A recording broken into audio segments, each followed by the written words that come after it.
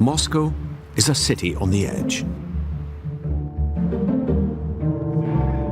The Russian capital is the largest city in Europe.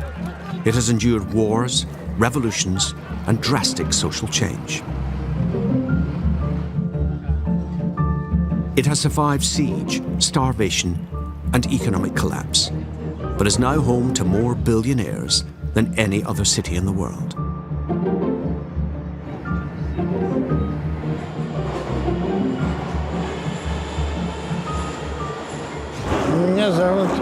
My name is Ivan Valentinovich Nikolaev. I'm an artist monumentalist by training.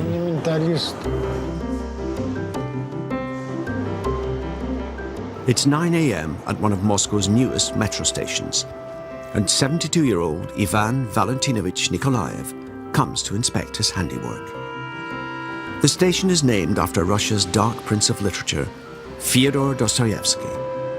Inspired by the author's work, these extraordinary murals in marble and granite took Ivan Nikolaev 20 years to complete. I like the Moscow metro. I've been to Berlin, to Paris, and I believe that the decision to make the metro beautiful was correct. Because turning it into a utilitarian tube, as they say abroad, makes human life poorer.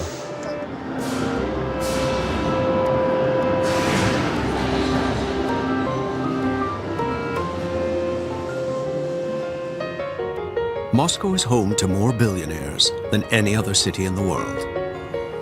There are now 78 so-called oligarchs living in the Russian capital. They came into money on the wave of privatization that followed the collapse of the Soviet Union.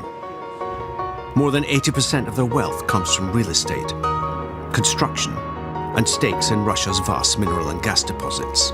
They, and those that benefit from their wealth, are the new Russians, and this is one of their favorite haunts. My name is Andrei Delos. I'm a painter and restaurateur. It's 2 o'clock at the hyper-trendy Turandot restaurant, and owner and designer Andrei Delos contemplates his kingdom. Turandot is a new Russians place, but not just for new Russians. It's an opportunity for me to express my love for the history of the decorative arts. I'm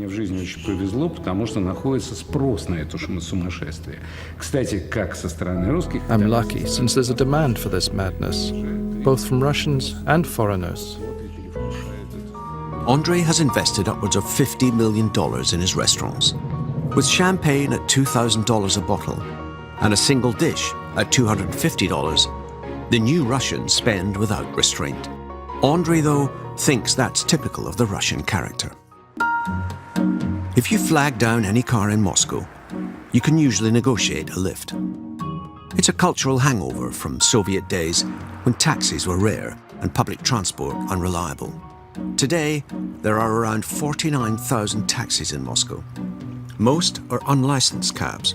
Andrei Sokolov has been a licensed driver for 3 years and understands his clients well.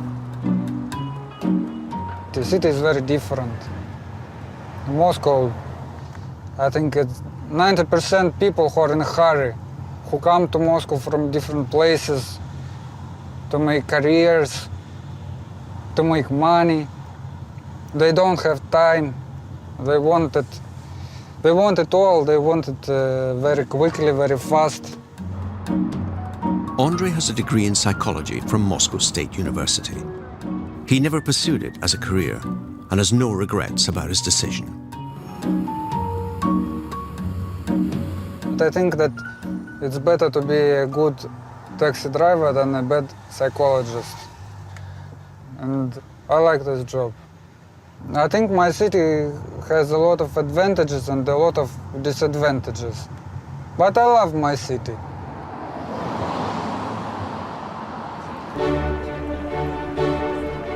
As evening descends, the audience begins to gather for tonight's performance at the Bolshoi Theatre. My name is Ekaterina Shipolina. and I am a prima ballerina with the Bolshoi ballet. Я чувствую, что в нашем театре, в нашем здании I feel that in our theatre there is some kind of essential spirit of Russia. годами, наверное, намоленное It's been here for centuries. There's an almost sacred atmosphere. For even such an experienced performer as Katya, it's a daunting stage, and the nerves never vanish completely. But with tickets selling for more than half the monthly wage of the average Russian, there is no room for error when the curtains part. Это артисты драматического театра, музыканты, которые выходят на сцену. During the performance, you give so much energy away. But at the same time, from the audience, from their applause, you replenish your emotions and can create something new. И наполняешься эмоциями заново, уже хочется творить что-то другое. This has been one day in Moscow.